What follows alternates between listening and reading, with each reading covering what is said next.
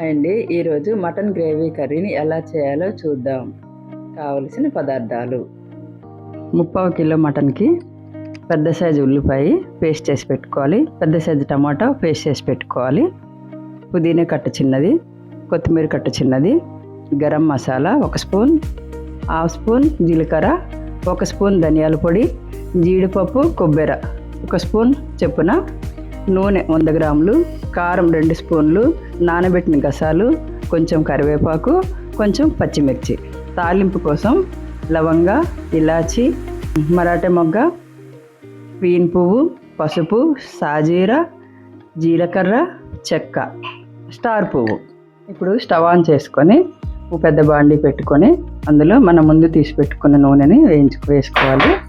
ఇప్పుడు మనం ముందు తీసి పెట్టుకున్న జీలకర్ర, సాజీర, చెక్క, లవంగ, ఇలాచి, స్టార్ పువ్వు, పీన్ పువ్వు మొత్తం వేసి దోరగా వేయించుకోవాలి.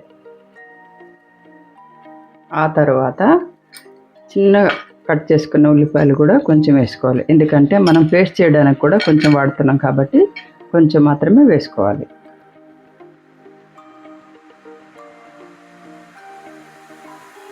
ఇప్పుడు ఇందులోనే పసుపు,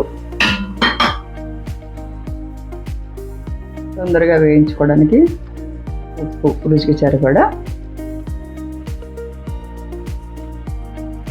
ఇవన్నీ కూడా లైట్ గోల్డెన్ కలర్ వచ్చేదాకా వేయించుకోవాలి.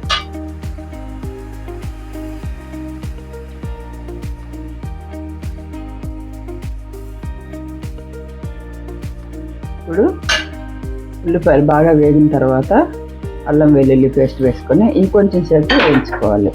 పచ్చి వాసన పోయేదాకా వేయించుకోవాలి. పచ్చి వాసన పోయిందని మనకు తెలియచేయడానికి కింద అంటడం మొదలు పడుతుంది. అప్పుడు మనకి అల్లంలో ఉన్న పచ్చి వాసన అంతా పోయినట్టు మనకు అర్థమవుతుంది. ఇప్పుడు అందులోనే పుదీనా 1 కట్ట చిన్న సైజు, కొత్తిమీర కూడా వేసుకొని మరోసారి ఫ్రై చేసుకోవాలి.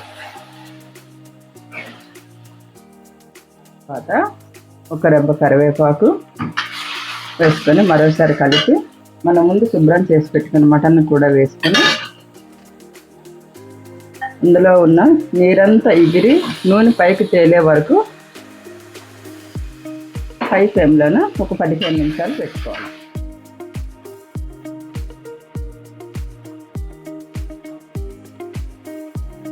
పదిహేను నిమిషాల తర్వాత మూత తీసి ఒకసారి ఇలా కలుపుకుంటే అందులో ఉన్న నీరంతా పోయి నూనె పైకి తేలింది కదా.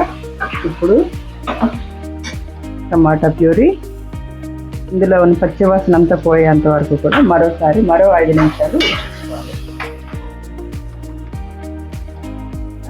ముందుగా మనం పేస్ట్ చేసి పెట్టుకున్న కాజు, పచ్చి కొబ్బరి, గసగసాలు, ఉల్లిపాయలు మొత్తం పేస్ట్ చేసి పెట్టుకున్నాం కదా, అది కూడా వేసి మరో 10 నిమిషాలు దీంట్లో ఉన్న నూనె మొత్తం పైకి తేలేంత వరకు కూడా మరో 10 నిమిషాలు ఉడికించుకోవాలి.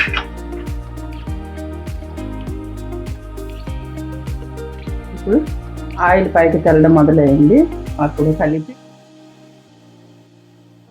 ముందుగా మనం తీసి పెట్టుకున్న కారం కూడా వేసి మరోసారి కలుపుకొని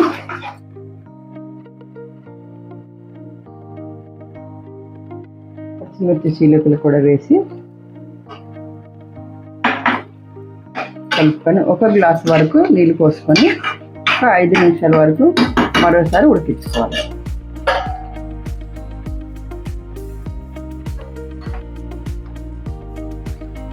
మూత పెట్టుకొని మరో 5 నిమిషాలు నూనె తేలే వరకు వెయిట్ చేయాలి.